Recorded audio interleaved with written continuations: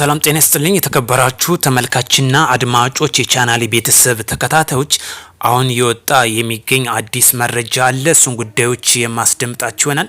ካፒቴን ማስረሻ ሰጤ ሁለት የምክር ቤት አባላት የነበሩትን ክርስቲያን ታደለና ዮሐንስ ቧያለውን ከእስር ቤት እንደሚወጡ መግለጫ እየወጣ ይገኛል፣ በሱ በኩል ማለት ነው። ይህን ጉዳዮች የማስደምጣችሁ ይሆናል። እንዲሁም ደግሞ በይቅርታ መንግስት የዘረጋላቸውን የሰላም የገቡ ታጣቂዎች አሉ። እነዚህን ጉዳዮች በዋነኛነት የምንዳስሳቸው ይሆናል። ቤተሰብ የሆናችሁ ላይክ በማድረግ ተጀምሩ ዘንድ በአክብሮት እየጠየቅን ቀጥታ ወደ ጉዳያችን እናማራለን። ወደ ቅዳሜ ወዳረግነው መረጃችን ቀጥታ ስናልፍ ካፒቴን ማስረሻ ሰጤ የምክር ቤት አባላት የሆኑትን ክርስቲያን ታደለና ዮሐንስ ቧያለውን ጨምሮ በይቅርታ ከማረሚያ ቤት እንዲወጡ ከመንግስት ከፍተኛ አመራሮች ጋር ንግግር እንደጨረሰ መረጃው ይወጣ ይገኛል። ይህን ጉዳዮች በተለይ በይቅርታ እንዲወጡ የተደረገበት ምክንያት መንግስት የዘረጋውን ሰላም አማራጭ በይቅርታ እንግዲህ ጫካ የገቡ ወንድሞችንም እየተጠቀሙበት ይገኛል። በዚህም ደግሞ የምክር ቤት አባላት የነበሩትን ክርስቲያን ታደለና ዮሐንስ ቧያለው የዚህ እድል ተጠቃሚ እንዲሆኑ በይቅርታ እንዲገቡ ልክ እንደኛ የዚህ እድልም ተጠቃሚ እንዲሆኑ በሚል ካፒቴን ማስረሻ ሰጤ የጀመሩ ንግግርና ድርድር ጉዳዮች እንግዲህ በቅርብ ቀን በዚህ ሳምንት ይወጣሉ ተብሎ ይጠበቃል። በዛ አማካኝነት እንግዲህ ክርስቲያን ታደለና ዮሐንስ ቧያለው እንደሚወጡ ይጠበቃል። አንድ ነገር እዚህ ጋር ማስታወስ ቆም ብለን ያስፈልጋል። በምንናገረው ነገር ወይም ደግሞ በምንዘረው በምላሳችን ለህግ ተጠያቂ እንደሚያደርገን መዘንጋት የለብንም። ሰሞኑን በሶሻል ሚዲያ ከፍተኛ ከሚጠቀሙ የቲክቶከሮች በህግ እየተጠየቁ ይገኛል። አንደኛ ከባህላችንና ከወጋችን ከሀገራችን ባህል ወጣ ያፈነገጠ ድርጊት ስለሚፈጽሙ እንዲሁም ደግሞ በሶሻል ሚዲያ በሚያስተላልፉት ወንጀልም አማካይን ተጠያቂ እያደረገ ይገኛል። ብዙ ፖለቲከኞችም ለዚህ ተጠያቂ የሚሆኑት ህዝብንና ብሔርን አመጽ የሚያስነሳ ከሆነ ከወንጀል ተጠያቂ ስለሚያደርግ ነው። ስለዚህ እነ ክርስቲያን ታደለና የዮሐንስ ቧያለው አንዱ ከዚህ ውስጥ እንደሚካተት እርግጠኛ ስለሆን ነው።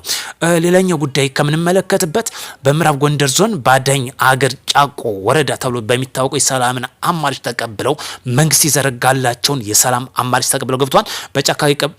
ጫቆ ቀበሌ ሲንቀሳቀሱ የነበሩ የአማራ ፋኖ ብሔራዊ ኃይል የጎንደር መይሰው ካሳ ሁለተኛ ኮር ፊታውራሪ ገበየው ክፍለ ጦር ስር የነበሩ ታጣቂዎች የመንግስት ያቀረበው የሰላም ጥሪ ተቀብለው በሰላማዊ ገብተዋል።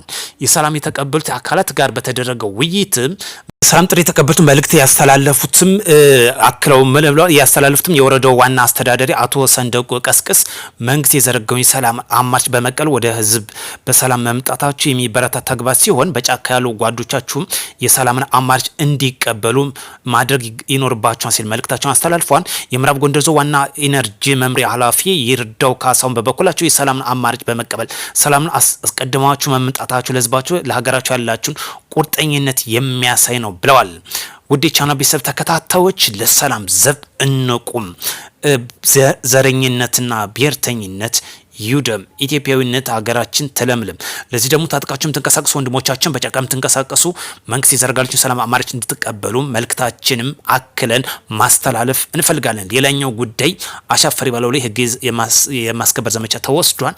በዚህም የራስ አሊ ጦር ብሎ የሰይሞ ጀግናው አምባሰል ህዝብ እየዘረፍ ሲንቀሳቀስ የነበረው በተለይ ተወላጅ መስፍን ዘመቻ ዛሬ በጀግናው ሀገር መከላከያ ሰራዊታችን እስከ መጨረሻው አሰናፍቶታል።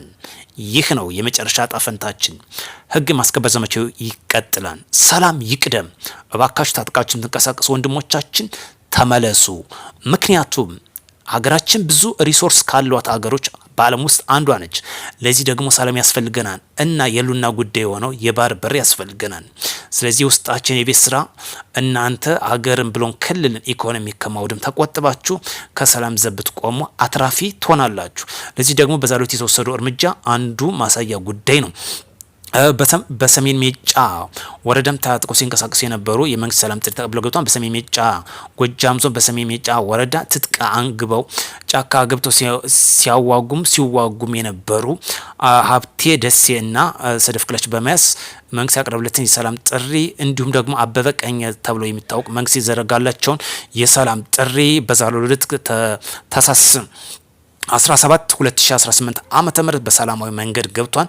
እጅግ እናመሰግናለን። በጦርነት የሚመጣ የሚያልቅ የሚቋጭ ጉዳይ አለመኖሩም በመረዳት መንግስት የዘረጋላችሁን የሰላም መንገድ ስለተጠቀማችሁ በእጅጉ አትራፊ ናችሁ። በጦርነት የምናመጣው ትርፍና ተጠቃሚ አይኖርም።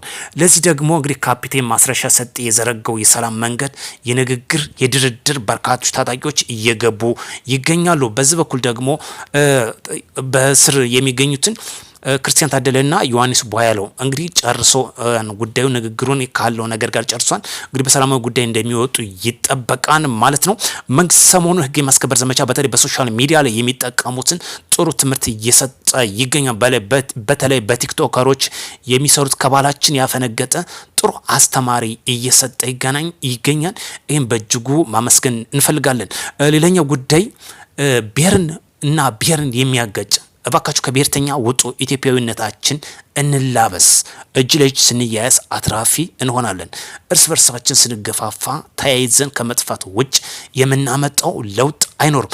ለዚህ ደግሞ ከፍተኛ ከምትጠቀምበት ግብጽ አንዱ የሀገራችን ህዝቦችና ህዝቦች ብሔርተኞችን በመከፋፈል ከፋፍሎ በመግዛት የአባይ ጉዳይ እንዲስተጓጎል ለማድረግ የምትሰራው ስራ ነው።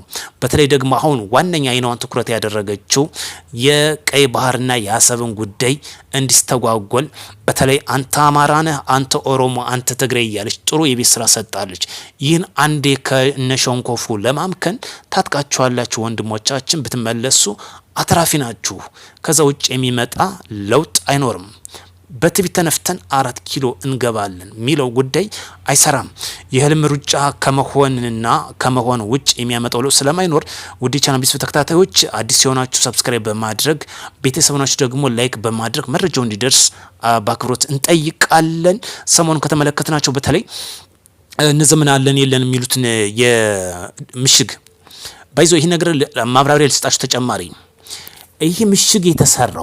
ይህ ምሽግ የተሰራው በኮንክሪት አርማታ የተሰራው በተጨባጭ ሁኔታ በአይኔ ብሌን ያየሁትኝ ፌሮጭ ነው የሚሄዱ የነጋዴ መኪኖችን በግድ ተዘርፈው የገባ ሲሚንቶች ነው የሚሄዱ የነጋዴ ተሽከርካሪዎች ሲሚንቶ የጫኑ ተሳቢ መኪናዎች ተገደው ገብተው የተዘረፉበት በዘረፋ የተገነባ ነው።